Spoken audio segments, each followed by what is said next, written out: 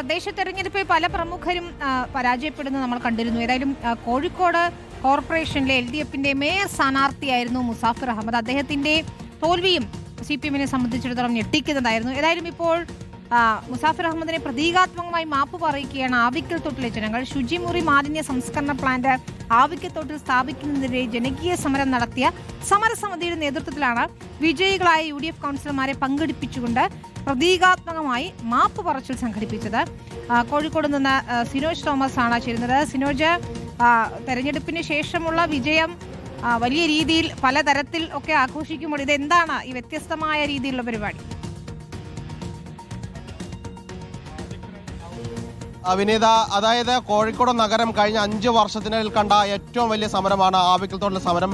അത് മലയാളികൾ മറക്കില്ല. കാരണം അത്ര വലിയ സമരം ഇവിടെ നടന്നതാണ്. പോലീസുമായി വലിയ ഏറ്റുമുട്ടൽ നടന്നതാണ്, ഗ്രനേഡ് എറിഞ്ഞതാണ്, പോലീസ് ലാത്തി വീശിയതാണ്, ജനങ്ങൾ വലിയ പ്രതിഷേധം നടത്തിയതാണ്. കാരണം കോഴിക്കോട് കോർപ്പറേഷൻ ഈ തീരമേഖലയിൽ ആവിക്കൽ തോടിൽ ശുചിമുറി മാലിന്യ സംസ്കരണ പ്ലാന്റ് സ്ഥാപിക്കുമെന്ന് പറഞ്ഞുകൊണ്ട് രംഗത്ത് വരികയും ജനകീയ സമരത്തെ അടിച്ചമർത്തുന്ന കാഴ്ചകൾ കണ്ടതാണ്. പക്ഷേ ഏറ്റവും ഒടുവിൽ കോഴിക്കോട് കോർപ്പറേഷൻ ഇവിടെ നിന്ന് പദ്ധതിയിൽ നിന്ന് പിന്മാറേണ്ടി വന്നു. ഇവിടെ ഇലക്ഷൻ കഴിഞ്ഞപ്പോൾ ഇതേ വാർഡിൽ, വെള്ളയിൽ വാർഡിൽ UDF ആണ് വീണ്ടും വിജയിച്ചത്. മുസാഫിർ അഹമ്മദ് മത്സരിച്ച, ഡെപ്യൂട്ടി മേയർ മത്സരിച്ച അതേ മേയർ സ്ഥാനാർത്ഥിയായിരുന്നു. മീൻചന്ത വാർഡിൽ SK അബൂബക്കറായ UDF സ്ഥാനാർത്ഥിയാണ് മത്സരിച്ചത്. 2 കൗൺസിലർമാർ ഇവിടെയുണ്ട്. ഒപ്പം തന്നെ ഇവിടുത്തെ ജനകീയ സമിതി മുസാഫിറിന്റെ മുഖംമൂടി ധരിച്ചുകൊണ്ട് പരസ്യമായി മാപ്പ് പറയുന്ന ഒരു സമരമുറയിലേക്കാണ്, അല്ലെങ്കിൽ ഒരു പ്രതിഷേധത്തിലേക്കാണ് കടന്നിരിക്കുന്നത്. ഇവിടുത്തെ കൗൺസിലർമാരുണ്ട്. എന്തുകൊണ്ട് ഇങ്ങനെ ഒരു സമരം നടത്താൻ കാരണം? ഇത് നമ്മുടെ ഒരു പ്രതിഷേധമാണ്. കാരണം ഒറ്റക്കെട്ടായി ഒരു ജനത നിൽക്കുമ്പോൾ ആ ജനതയ്ക്കെതിരെ കോഴിക്കോട് കോർപ്പറേഷൻ ഈ സ്വീവേജ് ട്രീറ്റ്മെൻറ്റ് പ്ലാന്റുമായി മുന്നോട്ട് വരികയും ഞങ്ങൾ കൗൺസിലറായ ഞാൻ, SK, UDFന്റെ എല്ലാ കൗൺസിലേഴ്സും ഈ ഒരു പദ്ധതി ഇവിടെ കൊണ്ടുവരുന്നതുമായി ബന്ധപ്പെട്ട് എതിർത്തിരുന്നു കൗൺസിൽ. എന്നാലും ഡെപ്യൂട്ടി മേയറുടെ ഒരു എന്താ പറയുക, ഒരു പ്രത്യേകതരം ധാർഷ്ട്യമാണ് ഇവിടെ, പിടിവാശിയാണ് ഇവിടെ അവർ കാണിച്ചിട്ടുള്ളത്. എന്തുതന്നെയായാലും ഇനിയും നമ്മുടെ ഈ ജനതയുടെ ഒപ്പം ഞങ്ങൾ 2 പേരും അതിനൊരു തെളിവാണ്. കാരണം ഇത്രയും ശക്തമായൊരു സമരം നടന്നിട്ടും അതിനെതിരെ വലിയൊരു സമരത്തിൻ്റെ മുന്നിൽ നിന്ന് 2 ആളുകളാണ് ഞാൻ, ദാവൂദൊക്കെ.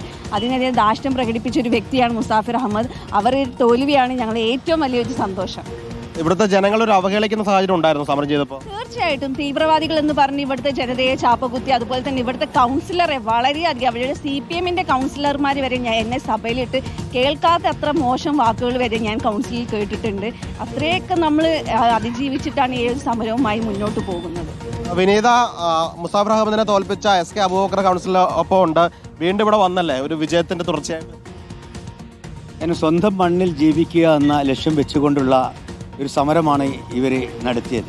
കാരണം ഈ ട്രീറ്റ്മെൻറ്റ് പ്ലാന്റ് ഇവിടെ വന്നു കഴിഞ്ഞാൽ ഇവിടുത്തെ ജനങ്ങൾ, തിങ്ങിപ്പാർക്കുന്ന ഈ ജനങ്ങൾക്ക് ഇവിടെ നിന്ന് വിട്ടുപോകേണ്ട ഒരു അവസ്ഥയിലേക്ക് വരും.